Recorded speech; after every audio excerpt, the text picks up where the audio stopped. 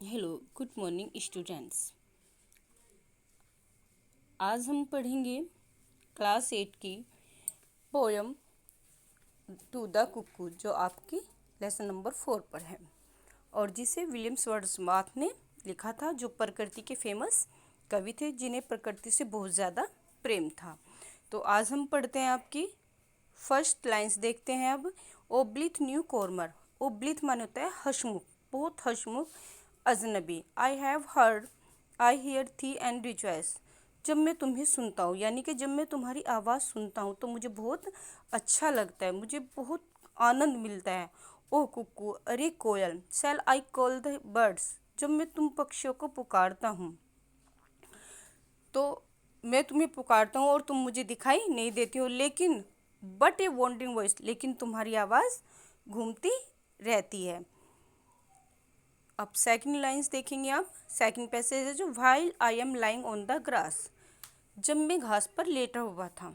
Third to fold साउट आयर, तो मुझे तुम्हारी आवाज़ दोहरी, यानी कि दो दो बार सुनाई दे रही थी। From hill to hill it seems to pass, मुझे ऐसे लग रही थी कि यह एक पहाड़ी से दूसरी पहाड़ी पर जा रही है, यानी गुजर रही है। And at once far off, कभी मुझे लगती है कि ये तुम्हारे मेरे पास है और कभी मुझसे बहुत दूर है।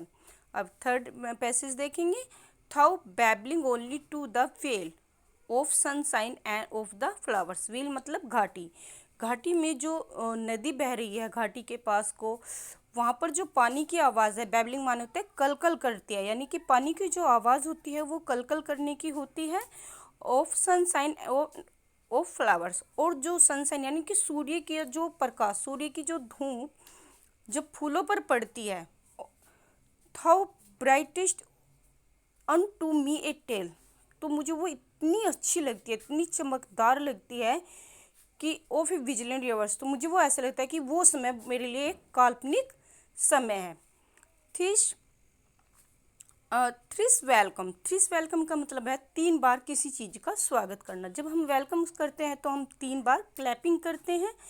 तो वो कहते हैं कि बसंत ऋतु तुम सबसे प्रिय और हम तुम्हारा बार बार स्वागत करते हैं।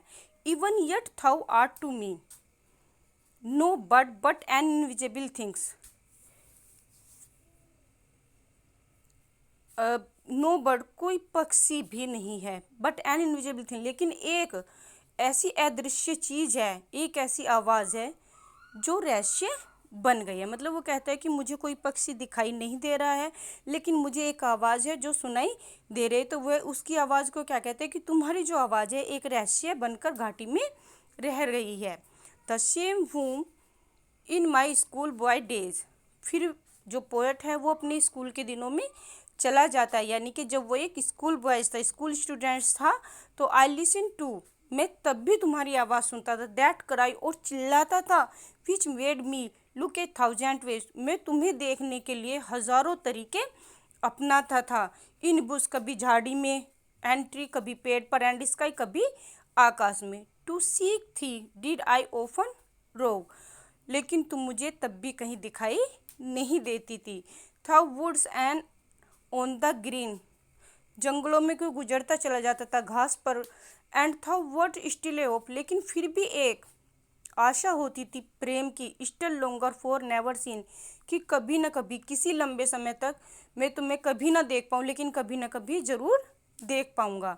फिर आता है and I can listen to thee yet, लेकिन मैं तुम्हें आज भी सुन सकता हूँ। Can I lie upon the plain, और मुझे लगता है कि तुम जैसे कहीं मैदान में ऊपर जा रही हो।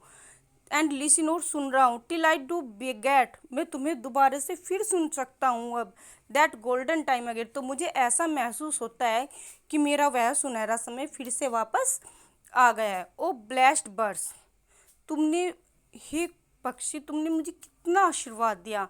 That earth we pace again apace to be, कि तुम इस पृथ्वी पर दोबारा से फिर से मेरे सामने आ गई हो। एन अनविस्टेबल फेरी प्लेस, अनविस्टेबल होता है काल्पनिक, फेरी प्लेस परियों का स्थान, कि तुम फिर से ऐसा लगता है कि इस बसंत ऋतु में आकर तुमने फिर से इस पृथ्वी को एक काल्पनिक परियों का स्थान बना दिया, that is fit home for थी, कि यही स्थान तुम्हारे घर के लिए सबसे उपयुक्त है। यानी कि प्रकृति जो होती है वो पक्षियों के लिए बहुत अच्छा होती है, इसलिए तो प्रकृति के ऊपर ही ये पूरी पोयम थी जो कुक्कू के माध्यम से उन्होंने समझाई थी, यानी कोयल के माध्यम से समझाई थी। तो सभी बच्चे इस वीडियो को देख लेंगे और इस पोयम को अपनी रीड करके समझेंगे। उसके बाद आप अपनी वर्ड मीनिंग क्वेश्चन आंसर कर लेंगे। Okay students.